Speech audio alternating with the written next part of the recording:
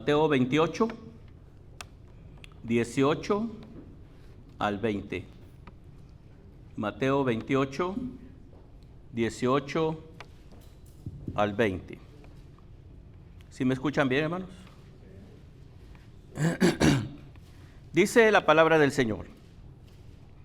Acercándose Jesús les dijo: toda autoridad me ha sido dada en el cielo y en la tierra.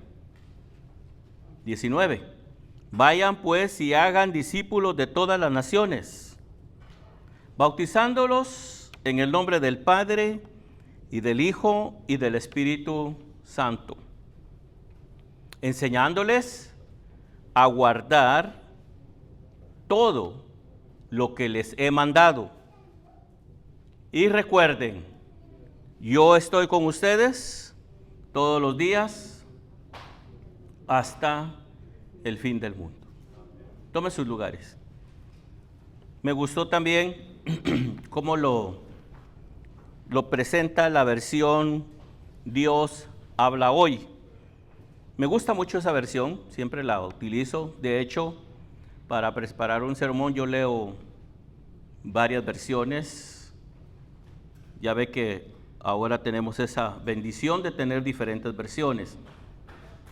Y la versión Dios habla hoy dice de la manera siguiente: Jesús se acercó a ellos, a sus discípulos, y les dijo: Dios me ha dado toda autoridad en el cielo y en la tierra. La parte central de ahí es: me ha dado toda autoridad. Del versículo 19 van a encontrar ustedes tres verbos allí. 19 dice: vayan pues a las gentes de todas las naciones y háganlas mis discípulos.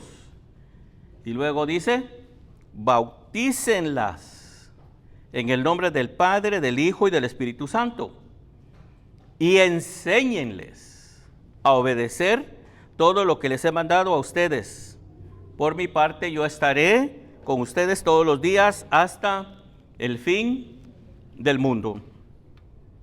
A Jesús le fue conferida toda autoridad en el cielo y en la tierra para perdonar los pecados del ser humano. Y esto es interesante y vamos a verlo en el transcurso del mensaje. ¿Por qué fue eso? Cuando leemos el capítulo 28 de Mateo, en sus primeros versos, si ustedes han tenido la curiosidad de leerlo, no lo hagan ahorita porque estamos ya en el sermón, pero cuando tengan la oportunidad, lea todo el libro de Mateo 28 y se va a dar cuenta usted de muchas cosas importantes. Pero en sus primeros versículos nos damos cuenta de que el apóstol Mateo comienza a narrarnos el suceso más trascendental en la historia, que fue la resurrección de Jesús. Qué interesante que comenzó con eso. Por supuesto, su vida, sufrimiento y muerte, demasiado importantes para poder comprender el día de hoy lo que es la gracia y la misericordia del Padre para con la humanidad, pues permitió a su amado y único Hijo tomar el castigo que nos correspondía a causa de nuestro pecado. Nosotros, hermanos, tenemos el privilegio el día de hoy de no recibir el castigo que merecemos. Esa es la gracia. Merecíamos ser castigados, ya no seremos castigados porque Cristo llevó nuestro castigo en la cruz del Calvario. La narración que nos hace el evangelista y apóstol Mateo desde el verso 1 al verso 15 del capítulo 28 es por demás súper interesante, pues está llena de vívidos detalles acerca de la resurrección. Pero en el verso 16, la narración comienza un cambio muy, pero muy importante para los discípulos del año 2024, porque nosotros somos discípulos de Jesús, que somos nosotros la iglesia de Cristo. ¿Quién es la iglesia de Cristo? ¿Quién es la iglesia de Cristo? Nosotros. Y hablando de la iglesia de Cristo, recordamos el excelente mensaje de la semana pasada, que fue la introducción a esta serie que estaremos predicando en estos 5 o 6 siguientes domingos, y que aprovechando para recordarles una vez más que estamos tratando acerca del tema de la membresía de la iglesia. Tal como lo expliqué la semana pasada, como lo acaba de explicar Rudy, hemos pedido al Señor, hemos orado al Señor, esperado en el Señor, para que sea el tiempo de Dios cuando nosotros comencemos este nuevo proceso. Me llamó mucho la atención el final del mensaje de la semana pasada, y Rudy lo repitió hoy, las equivocaciones de mucha gente. Gente que cree que son miembros de nuestra iglesia, pero no lo son. Gentes que quieren ser miembros, pero no pueden. Y otros que pueden ser miembros, no quieren. Entonces, el punto de esta serie es que entendamos lo que es la membresía de la iglesia. Que entendamos, como dijo Rudy en sus palabras, hacia dónde vamos, dónde estamos y hacia dónde vamos. En el pasado, tengo que confesar que muchos de ustedes se acordarán que yo iba a preguntarles a ustedes, ¿quieres ser miembro de nuestra iglesia? Yo creo que a todos les pregunté eso. Teníamos una regla. Si los bautizaba yo dentro de la iglesia, automáticamente eran miembros. Pero cuando estudiamos la palabra y nos damos cuenta cómo funciona, entonces nos damos cuenta de que no estábamos haciendo las cosas correctamente. Tampoco nos íbamos a ir al infierno. No vaya a salir de aquí, entonces todos los años los perdí, y qué tal si me hubiera muerto y ya estuviera en el infierno. No, hermanos. No, eso tampoco. A mí me pasó esa idea. ¿Para qué le voy a decir? Un día yo estaba tan preocupado y estaba solito pensando, entonces dije yo, Padre Santo, desde que tengo uso de razón, que yo me entregué mi corazón a Cristo como a los 8 años, fui pentecostal 50 años, y yo dije, Señor, 50 años que tiré a la basura. Y me estresé tanto pensando en eso, y dije, que si me muero me voy al infierno. Y me puse a pensar, Señor, gracias porque no me morí. Pero después el Espíritu Santo, ¿verdad?, trajo a Rudy y me empezó a explicar, no, es que nosotros no estamos condenando a nadie. No somos quien para condenar a nadie. El Señor ha hecho obra en nuestro corazón, nos está enseñando lo que es su palabra el día de hoy, y gloria a Dios, hermanos, que hoy podemos abrir nuestros ojos y ver las maravillas que Dios tiene aquí. ¿Cuántos de ustedes están viendo las maravillas que Dios tiene en la Biblia?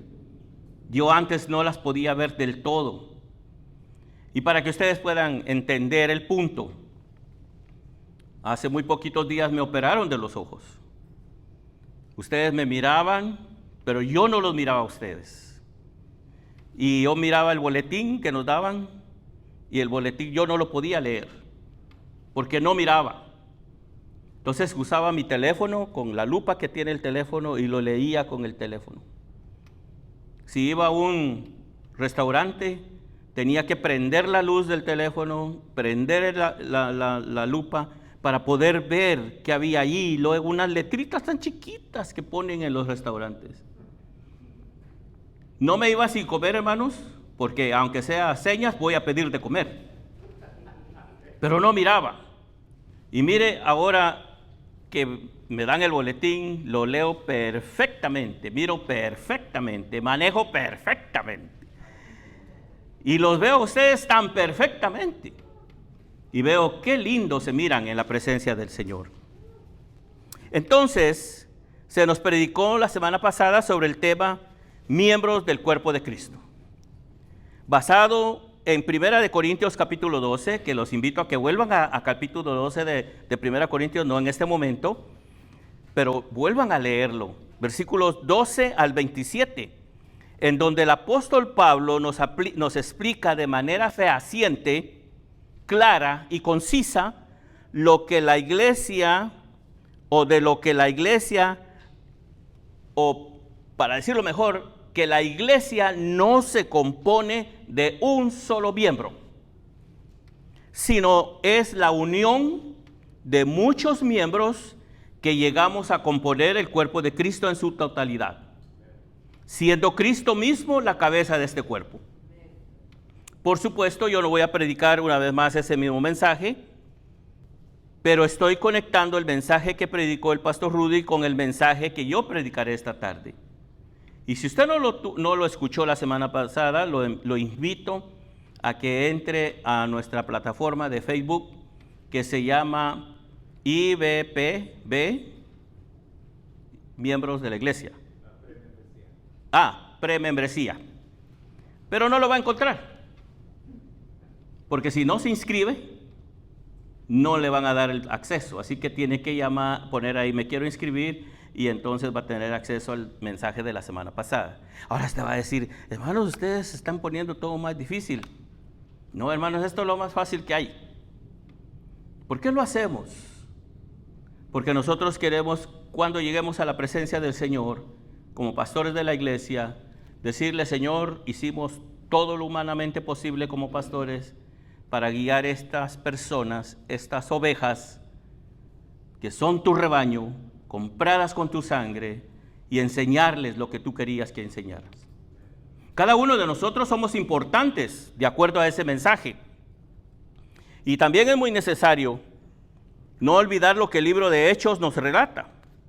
El evangelista y doctor Lucas en Hechos 1 cuenta o nos hace una narrativa complementando la primera parte de sus escritos que hizo en Lucas a una persona muy importante llamada Teófilo. En su narración podemos ver que aunque multitudes, de acuerdo con los evangelios, siguieron a Jesús, en realidad sus verdaderos discípulos eran pocos. Lucas nos dice en Hechos 1:4, y reuniéndoles, les mandó que no salieran de Jerusalén, sino que esperaran la promesa del Padre, la cual les dijo, oyeron de mí. Aquellos discípulos obedecieron el mandato que se les dio y se congregaron en el aposento alto.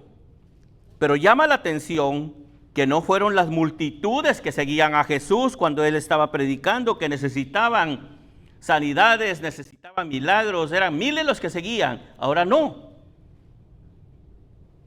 De hecho, esas multitudes, ustedes se acordarán, que abandonaron a Jesús antes de su muerte, incluyendo los mismos discípulos, se apartaron de Cristo. Pero volviendo al aposento alto, ahora vemos el número. Nos dice Lucas que solo habían ¿cuántas personas? 120 personas reunidas, que se podían decir los discípulos de Jesús. Esa era la verdadera iglesia. Tal vez llegó a ser una mega iglesia, porque esto es interesante. 70 años más tarde de esa reunión de 120, la historia nos cuenta que miles y miles de discípulos se adherían a la iglesia de Cristo.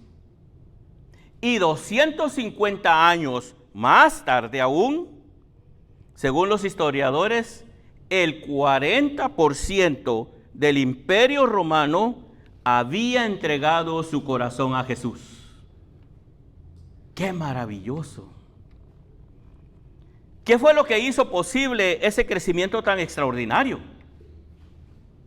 La respuesta la podemos encontrar en Mateo 16:18, la segunda parte del texto. Mateo 16:18. Dice, yo también les digo, voy a leer todo el texto.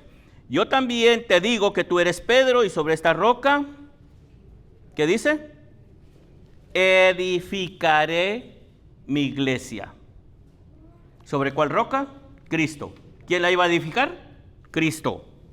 Y las puertas del Hades no prevalecerán contra ella. ¿Quién ella? La iglesia. Pero la verdadera iglesia. La iglesia comprada con la sangre de Cristo. De aquellos miembros que de verdad han tomado en serio el evangelio. ¿Sabía usted, hermano, que dentro de muchas iglesias hay hermanos que no están en serio con el evangelio?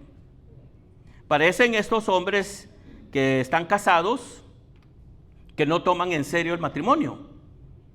Tienen su esposa, tienen sus hijos, pero, como dicen en México, tienen una casa chica. ¿Eso es estar serio con el matrimonio? No. Aman otras cosas. Y muchos hermanos dentro de las iglesias aman otras cosas. Es Dios mismo el que soberanamente da el crecimiento a su iglesia. Y solo Él, el que hace eficaz la predicación del evangelio. 1 Corintios 3:6, vaya conmigo allí, nos dice: yo planté, Apolos regó, pero Dios ha dado el crecimiento. Hermanos, la iglesia no va a crecer si Dios no da el crecimiento. Mire, lo hemos experimentado. Yo en el pasado experimenté muchas cosas para traer gente a la iglesia. Hicimos muchas actividades. Cuando llegamos a tener 120 personas en nuestra iglesia, allá en el otro local que teníamos, llegamos a tener 120 personas. Mi corazón estaba, pero rebosante de gozo. Señor, ya pudimos. En lugar de decir, Señor, es tu voluntad que esa gente venga. Ya pudimos, ya pude. Mi congregación y yo hicimos. ¡Qué pecado! No somos nosotros los que vamos a hacer crecer la iglesia. ¿Quién es el que va a edificar la iglesia? Sin embargo, Dios usa medios para llevar a cabo su obra. De ahí las palabras de Jesús en Mateo 28, las cuales estos primeros cristianos parecen haber tomado sumamente en serio. Id pues y haced discípulos de todas las naciones. Eso para los discípulos pegó en sus cerebros, pero más que en sus cerebros pegó en sus corazones. Id y haced discípulos a todas las naciones. Mateo 28, 18 al 20 es un pasaje que el día de hoy nosotros lo conocemos como el pasaje de la Gran Comisión. Y a muchos de nosotros nos causa una gran responsabilidad el cumplir con ese llamado. Es decir, dar a conocer el evangelio de Cristo. Por cierto, también puede causar en nosotros un sentimiento de culpabilidad, pues algunos hemos hecho muy poco o nada por obedecer y cumplir esta gran comisión. El hecho de que nos sintamos culpables por no predicar el evangelio no nos va a motivar a salir y predicarle a un mundo que perece a causa del pecado. Yo no sé si ustedes han pensado en eso, hermanos, pero da tristeza ver el pecado cómo se mueve el día de hoy. Sin ir muy lejos, vemos a nuestros familiares. Yo tengo muchos hermanos que conocieron a Cristo, pero verdaderamente nunca lo han conocido. Si usted va y les pregunta, ¿qué es el evangelio para usted? No le van a poder responder, porque no han conocido el evangelio, porque no han conocido verdaderamente quién es Cristo.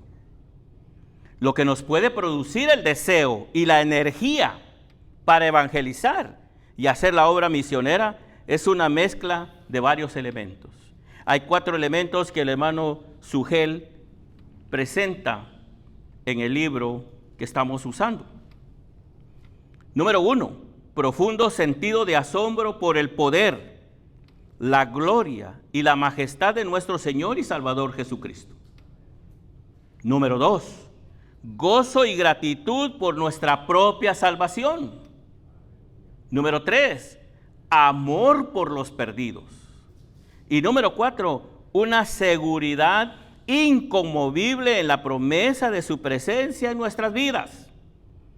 Todo esto es el combustible que mueve a la iglesia a ir hasta el fin del mundo a predicar el evangelio.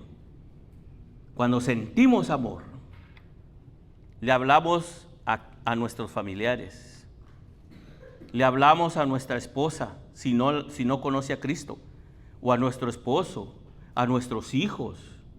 Le hablamos a la gente que conozcan quién es el Señor Jesús. Así que ahora les voy a presentar el bosquejo del mensaje de esta tarde, que como ya dije, contiene 3 puntos principales. Estos puntos son, número 1, la suprema autoridad de Jesús en la gran comisión. Número 2, la amplitud y profundidad de la gran comisión. Y número 3, una promesa que nos anima a cumplir con la gran comisión. Estos son los 3 puntos del mensaje que voy a desarrollar esta tarde. Y el propósito de este mensaje es que entendamos y que seamos movidos por el Espíritu Santo a tener una correcta perspectiva de lo que es la gran comisión. Punto número 1. Y esto lo doy para los hermanos que les gusta apuntar. Ya ve que hay algunos hermanos que toman nota. Y a veces el predicador no da su bosquejo y está uno averiguando cuál es el primer punto, dónde empezó el punto y dónde terminó. Entonces, punto número 1, la suprema autoridad de Jesús. Inciso B, A. Toda autoridad fue conferida a Jesús. Para comenzar este punto, es muy importante dejarles saber y muy claro un punto teológico acerca de la gran comisión, y es el siguiente: el poder de la gran comisión reside en la autoridad de Jesús. Se lo repito, el poder de la gran comisión reside en la autoridad de Jesús. Esto significa que si el Padre no le hubiera dado toda autoridad a Jesús, nosotros tampoco tuviéramos la autoridad de llevar a cabo esta gran comisión. Porque nadie nos podría comisionar a nosotros si el Padre no comisionaba al Hijo. Entonces, volviendo a nuestra lectura bíblica de Mateo 28, 18, léalo conmigo. Acercándose Jesús a sus discípulos les dijo: toda autoridad me ha sido dada en el cielo y en la tierra. ¿Dónde tiene autoridad Jesús? En el cielo y en la tierra. ¿Hay algún otro lugar? No hay. Dios tiene autoridad total. Cristo le dio autoridad total sobre el universo. Antes de su ascensión al cielo, mientras estaba aún en esta tierra, Jesús se acercó a sus discípulos y les hace saber esta tremenda verdad: toda autoridad me ha sido dada en el cielo y en la tierra. Y esto nos marca una gran conexión entre la autoridad de Jesús y la gran comisión. A Jesús se le ha conferido toda autoridad. ¿Quién se la confirió? Si Él es la segunda persona de la Trinidad. Él es Dios, Él era Dios y será Dios. Entonces tenemos que entender que Dios el Padre confirió a Dios el Hijo de toda autoridad en el cielo y en la tierra para que pueda dar vida eterna a las ovejas que el Padre escogió desde antes de la fundación del mundo, como lo muestra Mateo 11:27. Váyase a Mateo 11:27 y nos dice: mi Padre me ha entregado todas las cosas, hablando Jesús. Nadie conoce realmente al Hijo sino el Padre, y nadie conoce realmente al Padre sino el Hijo, y aquellos, y mire, aquí entramos nosotros, a quienes el Hijo quiera darlo a conocer. ¿Cuántos dan gloria a Dios por eso? ¿Cuántos conocen al Hijo? ¿Lo conocen porque somos bien buzos nosotros para estudiar? No, lo conocemos porque Cristo nos ha mostrado quién es el Hijo y quién es el Padre. También leemos Juan 3:35. Mire, Juan 3:35 dice: el Padre ama al Hijo y ha entregado todas las cosas en su mano. Además, Juan 13:3. Juan 13:3. Jesús, sabiendo que el Padre había puesto todas las cosas en sus manos. ¿Qué había hecho el Padre en las manos de Cristo? Puso todas las cosas en sus manos. En estos versos que leemos de Juan 3, y yo sé que todos hemos leído Juan 3, se está desarrollando la escena de la última cena de Jesús en la tierra, en donde Jesús, como cabeza de la iglesia, siendo el Hijo de Dios y habiendo recibido toda autoridad, muestra su profunda humildad al quitarse el manto, tomar una toalla, ceñírsela a la cintura y comenzar a lavar los pies de los discípulos. En este acto hecho por nuestro Salvador, debe de impresionar nuestra vida como la iglesia de Cristo que somos, pues es un ejemplo digno de imitarse. Este jueves pasado en la clase, hermanos, en el momento que estamos contestando las preguntas y está a cargo el hermano moderador, me llamó mucho la atención en una pregunta que es bastante personal y decía que nosotros dijéramos algo que nos molesta o que nos hace apartarnos del Señor. ¿Qué nos separa a veces del Señor? Entre otras cosas, dijo el hermano moderador, el orgullo me aparta a veces del Señor. Y yo, como ahora miro bien, estaba mirándolos a todos. Y todos estaban a mí también. Y dije yo, Señor, a mí también. Reconociendo, hermanos, que el orgullo es algo como que si lo traemos adherido, lo tenemos pegado y no nos lo podemos sacudir. Le tengo la respuesta esta tarde. La gracia del Señor nos puede limpiar de todo pecado. Hermanos, nosotros nos morimos de orgullo.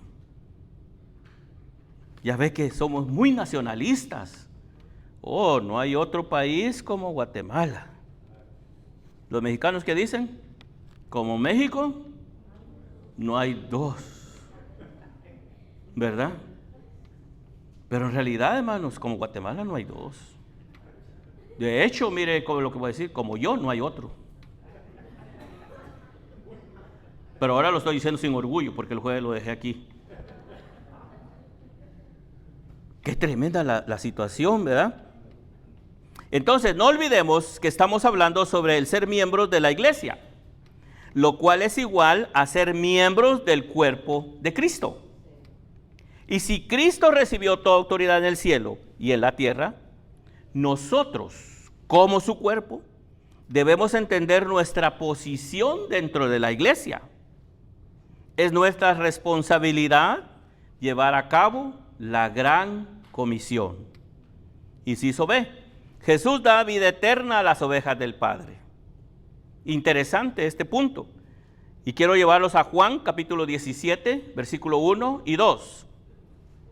Juan 17, 1 y 2 dice: estas cosas habló Jesús y alzando los ojos al cielo dijo una oración: Padre, la hora ha llegado. Glorifica a tu Hijo, para que el Hijo te glorifique a ti. Por cuanto le distes toda autoridad sobre todo ser humano, para que Él dé vida eterna, ¿a quiénes? A todos los que le has dado. Cuando Juan el apóstol escribe estas palabras, nos está hablando de las ovejas por las que Cristo va a morir en la cruz unas horas más tarde, que le pertenecen al Padre. Juan 17, 6, versículo 6 del capítulo 17 dice: he manifestado tu nombre a los hombres que del mundo me distes.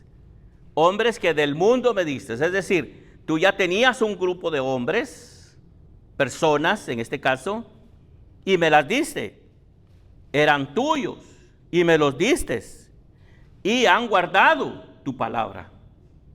Es decir, que la persona o las personas que Jesús está mencionando aquí son las personas que el Padre le dio. Son esas ovejas que el Padre le dio a Jesús para que el Padre se glorificara en el Hijo. El Padre escogió estas ovejas y se las dio al Hijo para que les diera vida eterna a través de la predicación del Evangelio. Y hermanos, esto es lo que yo quiero y Rudy quiere también, y nosotros queremos que entendamos, hermanos, que nosotros como creyentes no somos cualquier cosa. Si fuimos escogidos por el Padre desde antes de la fundación del mundo, y ahora la gracia de Cristo nos ha cambiado y nos ha transformado, lo menos que podemos ser son buenos miembros de una iglesia. ¿Cierto o no es cierto? Buenos miembros de una iglesia, pero miembros que de verdad adoremos al Señor, amemos al Señor y seamos leales al cuerpo de Cristo. Aquí vemos implícita la doctrina de la predestinación o la elección. Entonces tenemos muy claro que Cristo es Dios y es uno con el Padre. ¿Por qué fue necesario que el Padre le confiriera esa autoridad? La respuesta está en Juan 1, 1 al 4. En el principio, ¿qué dice Juan 1, 1? Ya existía el verbo. ¿Quién era el verbo? Cristo. Y el verbo estaba con Dios. Y el verbo era Dios. 2. Él. ¿Quién él? El verbo. Cristo. Estaba en el principio con Dios el Padre. Todas las cosas fueron hechas por medio de Él. Y sin Él, nada de lo que ha sido hecho fue hecho. Y mire el versículo 4. En Él estaba la vida. Y la vida era la luz de los hombres. ¿Cuánto dan gloria a Dios por eso, hermanos? Se nos alumbró, espiritualmente hablando, la vida. Nosotros no conocíamos de Dios. Y cuando no conocíamos de Dios, pensábamos que Satanás tiene mucho poder. Y de hecho, fíjese, hermano, por no conocer la Biblia y por no ser buenos miembros en la iglesia, no conocen la palabra, hay mucha gente que no le pueden mencionar Satanás y ya no se persignan porque les da vergüenza, pero les dan ganas de persignarse. Cuando viene el diablo y ay, se quedan asustados. Hermanos, ¿qué clase de creyente es ese? ¿Qué clase de creyente es ese? Un creyente con miedo, un creyente con temor. Me gustó el último canto, me gusta ese canto, hermanos, el último. Ya no soy esclavo del temor. ¿Por qué ya no soy esclavo del temor? Porque soy hijo de Dios, porque está la luz dentro de mi corazón, porque Cristo vive dentro de mí, porque el Espíritu Santo me guía y porque el Padre me amó y me salvó. ¡Qué maravilloso! Este verbo, que era verdaderamente Dios, se hizo verdaderamente carne, como lo muestra Juan 1:14. El mismo capítulo Juan 1:14. El verbo se hizo carne. ¿Quién se hizo carne? Cristo. Y habitó entre nosotros. Y vimos su gloria. Gloria como del unigénito del Padre, lleno de gracia y de verdad. Aleluya. Para concluir este primer punto, nos queda muy claro que el Padre Celestial, la primera persona de la Trinidad, confirió toda autoridad en el cielo y en la tierra a su Hijo amado, la segunda persona de la Trinidad, para que el Hijo perdonara los pecados de los hombres que se arrepientan y les diera vida eterna. Aleluya. Ahora, es responsabilidad de estos hombres, hijos de Dios, usted y yo, miembros del cuerpo de Cristo, de llevar a cabo, de realizar esta gran empresa de predicar el evangelio a toda criatura y cumplir la gran comisión. Hermanos, realmente es un privilegio predicar el evangelio. Yo no sé si eso sea cierto, ni saber de dónde lo sacaron, pero me gustó una vez que dijo un predicador que los ángeles quisieran bajar y predicar el evangelio porque ellos conocen la gloria de Dios. Pero ellos no tienen el derecho de predicar el evangelio. El evangelio es predicado por unas personas imperfectas, unas personas sin gracia, unas personas inmisericordias que fueron transformadas por el poder de Dios y ahora conocen la gracia y pueden testificarles a otro y decirle a otro, Cristo te ama. Punto número 2, la amplitud y profundidad de la gran comisión. Versículo 19. El versículo 19 del capítulo 28 dice, vayan pues y hagan discípulos de todas las naciones, bautizándolos en el nombre del Padre y del Hijo y del Espíritu Santo. Muchos creyentes, cuando leen Mateo 28, especialmente el verso 9, creen que aquí comienza la obra misionera, pero la realidad es otra. La obra misionera de Dios no comienza en Mateo 28. La obra misionera de Dios comenzó en el huerto del Edén, en Génesis 3:15. Desde el mismo momento en que el pecado entró en el mundo, y es por eso por lo que el teólogo norteamericano Michael Horton afirma que la obra misionera no se justifica meramente citando algunos versículos de la Escritura, incluyendo este texto de Mateo 28. Más bien, toda la Biblia es acerca de la misión de Dios, enviando a su Hijo Jesús, el Salvador, luego enviando al Espíritu Santo y después enviando a su pueblo, la iglesia, a ser discípulos. El rescate de los perdidos no es primariamente una misión de la iglesia. El texto no dice, vayan y rescaten a los perdidos. Rescatar a los perdidos es la misión de Dios.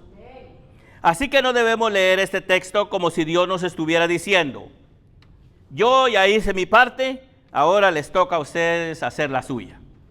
Eso no dice el texto. Recordemos las palabras de Jesús en Mateo 16:18, que ya lo leímos. Él no declara a sus discípulos, ustedes edificarán mi iglesia. ¿Qué dijo él? Yo edificaré mi iglesia. Este es el trasfondo de la gran comisión. El Señor Jesucristo está llevando a cabo lo que Él prometió hacer, pero a través de su iglesia. Y por esa razón, hermanos, que Satanás sabe eso, y aunque él no tiene todo poder, porque Satanás no es todopoderoso, sin embargo, acuérdense que Dios hizo a los ángeles un poquito mayor que los seres humanos. Y este señor, Satanás, era un ángel. Es más, no era solo un ángel cualquiera, era un arcángel. Tenía una posición especial. Dios lo echó del cielo, pero no le quitó el poder. Él todavía tiene poder.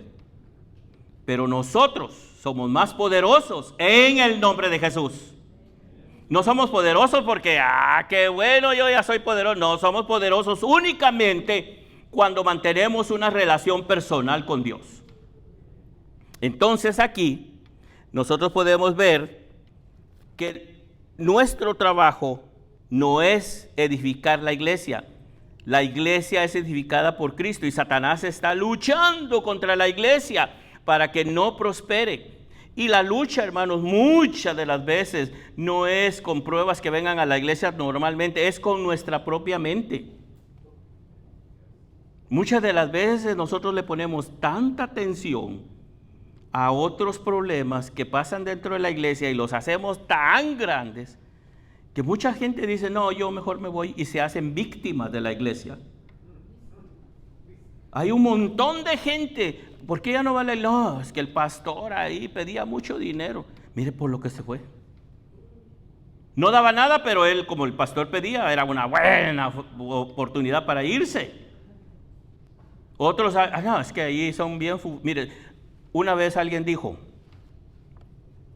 de nuestra iglesia, vino una vez o 2 veces, ya no me recuerdo cuántas veces vino, pero salió diciendo que a esta iglesia jamás volvía, porque aquí somos muy presumidos. Con una vez que vino.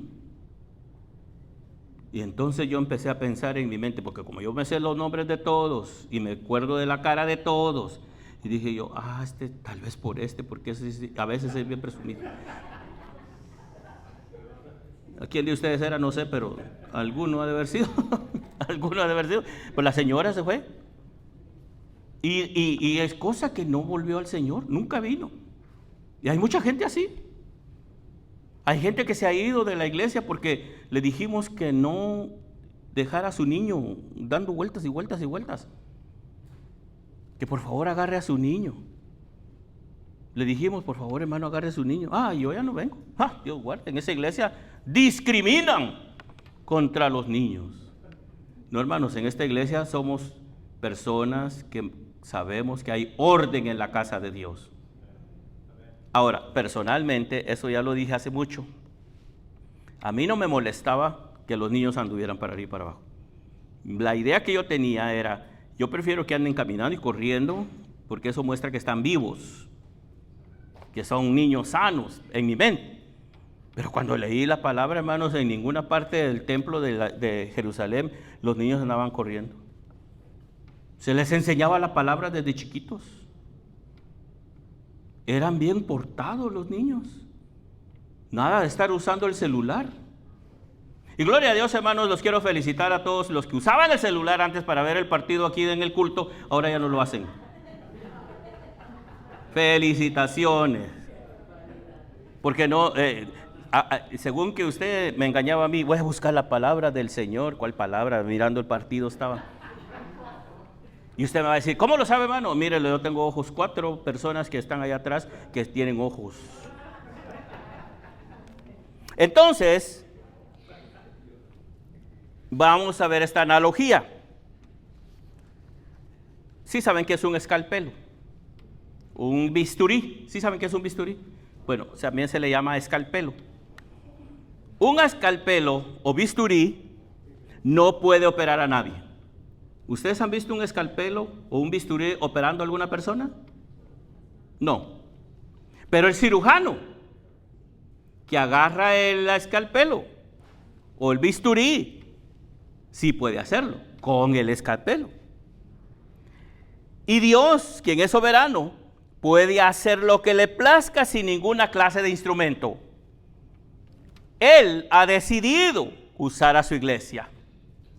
De manera entonces de que nosotros somos el escalpelo en las manos de Dios. Y a través de la predicación del Evangelio, en el poder del Espíritu Santo, congregará a su pueblo de todas las familias de la tierra. De ahí deducimos la amplitud de la gran comisión. Y pues, y hacer discípulos de todas las naciones. En otras palabras, nuestro trabajo es, vayan y proclamen por el mundo que yo soy el Señor sobre toda cultura y nacionalidad. No tenemos un Salvador para los judíos, y otro para los hindúes, y otro para nosotros. Cristo es el Salvador del mundo. Solo a Él se le ha conferido toda autoridad en el cielo y en la tierra, para dar vida eterna a las ovejas del Padre. Todas las personas, las culturas, las razas y religiones tienen que arrepentirse de sus pecados y confiar únicamente en Cristo. De lo contrario, no podrán ser salvos. Mire los siguientes textos. Juan 14:6. Yo soy el camino, la verdad, la vida. Nadie viene al Padre sino por mí. ¿Por qué nadie puede venir al Padre si no es por Jesús? Porque a Él le fue conferida toda autoridad. Mire lo que dice Hechos 4:12. En ningún otro hay salvación, porque no hay otro nombre bajo el cielo dado a los hombres en el cual podemos ser salvos. No hay otro nombre, solo Cristo. Quizás el día de hoy a mucha gente no le guste este mensaje y podría decirse que es un mensaje inaceptable, políticamente no bien dicho. Pero la verdad no deja de ser verdad, solo porque muchos decidan cerrar sus oídos contra ella. 1 Timoteo 2:5 nos dice, porque hay un solo Dios y también un solo mediador entre Dios y los hombres, Cristo Jesús, hombre. Fuera de Él no hay salvación para nadie. Pero esta comisión no solo es amplia en su alcance, sino también profunda en su finalidad. El Señor no ordena aquí, vayan por el mundo y hagan convertidos, sino más bien, vayan y hagan discípulos de todas las naciones. Entonces esto nos da lugar a entrar al tercer punto. Una promesa que nos anima a cumplir con la gran comisión. El versículo 20, ¿qué dice el versículo 20? Y enséñenles a obedecer todo lo que les he mandado a ustedes. Por mi parte, yo estaré con ustedes todos los días hasta el fin del mundo. Como hemos visto, la gran comisión para nosotros no es transformar a las personas. Nuestra gran comisión es hacer discípulos de todas las naciones. Es un mandato a toda la iglesia, a todo el cuerpo de Cristo en el mundo. Y cuando los estemos discipulando, es decir, cuando tengamos el privilegio de compartir el Evangelio, les debemos de enseñar sobre la necesidad del bautismo. Porque el bautismo es necesidad en todo aquel que ha sido salvo. Y lamentablemente, hermanos, hay mucha gente que tienen miedo al bautismo. Yo he escuchado esto. Y cuando les hemos dicho, hermano, ¿no le interesaría a usted bautizarse? Ay, hermano, es que es un gran compromiso. Pero si ya Cristo vive en su corazón, ¿por qué piensa que es un gran compromiso? No, hermano, es que mire, una vez que me bautice ya no puedo pecar. Así me decían antes. No, hermano, yo hasta que no esté seguro de que ya no voy a pecar, no me voy a bautizar. ¿Cuándo va a ser eso? Nunca. Nunca. ¿Hay alguno de ustedes que no peca, hermanos? Solo el hermano Noé. Pero ya pecó diciendo mentiras ahorita. Entonces, esta es la obra de la iglesia. Enseñarles. Hermanos que no se han bautizado, les invito esta tarde a que se bauticen y que sean miembros de la iglesia de Cristo. Es importante hacerlo. Mire, hermano, dijo Rudy que esta iglesia es una embajada. Si algo me pasa a mí en otra parte de los Estados, que no sea los Estados Unidos, sino en otro país, yo, como ahora soy ciudadano americano, me hice ciudadano americano por mis ojos verdes, entonces Estados Unidos me va a defender, aunque esté en Guatemala, ¿ves? Porque se supone que yo ya no soy guatemalteco. Pero como Guatemala no quiere perder a este lindo gordito, me dio la ciudadanía. Yo tengo 2 ciudadanías. Soy guatemalteco y soy de los Estados Unidos. Pero esas 2 ciudadanías no tienen mucho interés. La que me interesa a mí es la ciudadanía del cielo. Y la obtuve solamente por la sangre de Cristo. Pero siendo ciudadano de los Estados Unidos, en cualquier país que vaya, me van a ayudar si yo me presento en la embajada. O llamo a la embajada, estoy aquí con una necesidad y llega hasta el embajador puede llegar y decir, bueno, ayuden a este muchacho porque algo le pasó. Claro, si no he hecho ninguna cosa mala. Ahora, si hice drogas o llevaba drogas o cualquier cosa, ni se acuerdan que soy ciudadano americano. Pero lo que quiero decir, el trabajo de la embajada, cuando usted es un cristiano verdadero y es miembro de esta iglesia, esta es su embajada. ¿Lo entendieron? Nosotros vamos a estar aquí para ayudarle a usted. No solo oramos por usted, aunque ustedes no lo crean, hermanos, yo oro por ustedes casi todos los días. Casi porque de repente me quedo dormido arrodillado, ¿verdad? Y se me quedan como, apenas voy por el segundo o tercer apellido y ya me dormí, y todos ustedes los que quedaron ahí ya no oré, ya no oré por ustedes. Los que están en la A, por eso oro todos los días. Pero de ahí todos los demás, a veces se me quedan, pero bueno. Entonces, el apóstol Pablo dejó muy claro en 1 Corintios 12, somos un cuerpo. Y nos da el ejemplo precisamente de las diferentes partes que componen el cuerpo, que todas las partes del cuerpo son necesarias. Amén. Todos necesitamos el oído. Y se los digo por experiencia. Todos necesitamos los ojos. Por experiencia también. Son tremendamente necesarios. Alguien me dijo un día, si a usted le dijeran de los 5 sentidos que nosotros tenemos, que se le quiten uno, ¿cuál pediría? ¿Cuál cree usted que fue mi respuesta? Ninguno. Porque Dios me hizo con 5 sentidos. Y yo necesito los 5 sentidos. De hecho, hermanos, hay gente que dice, si me quitan este dedito, está bien, porque no lo necesito. ¿Cómo que no necesita este dedito? De repente alguien me dijo un día, hermano, si le quitan la nariz a usted porque usted tiene de más. Y le dije, no, así me la hizo el Señor. Y yo de otra manera no me voy a ver bien. Hermanos, ustedes se pueden imaginarme a mí sin esta bella nariz. Porque Dios a mí me hizo perfecto.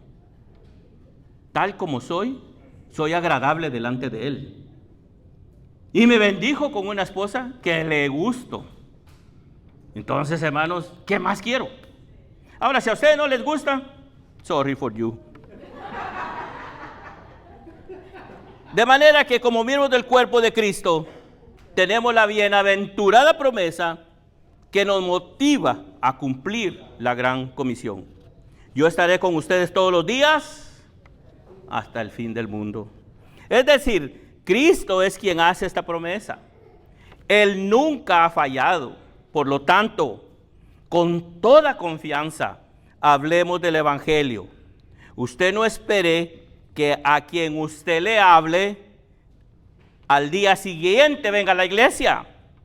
Por supuesto que no va a pasar eso. Bueno, en algunas veces. ¿Cuál es el trabajo de usted? Es sembrar la semilla en el corazón de esas personas. Hacer el trabajo de el sembrador. Y esta semilla germinará únicamente por el poder del Espíritu Santo. Porque esa es la misión de Dios. Así que, en conclusión, yo quiero animarlos esta tarde a que no desmayemos. Al contrario, tomemos fuerzas en Cristo. Hablemos del Evangelio a nuestra familia, a nuestros amigos, a nuestros compañeros de trabajo. Y como se nos ha enseñado en esta iglesia, hablémonos a nosotros mismos el Evangelio.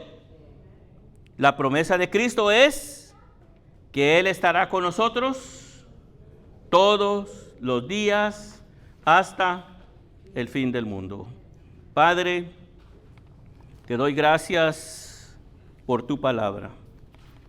Te doy gracias por esta iglesia que ha sido comprada con tu sangre. Una iglesia, Señor, que queremos presentar el día que presentemos nuestras o el trabajo que hemos hecho como una iglesia que te ama y que te sirve. Señor, muchas gracias por cada persona. En el nombre de Jesús. Amén.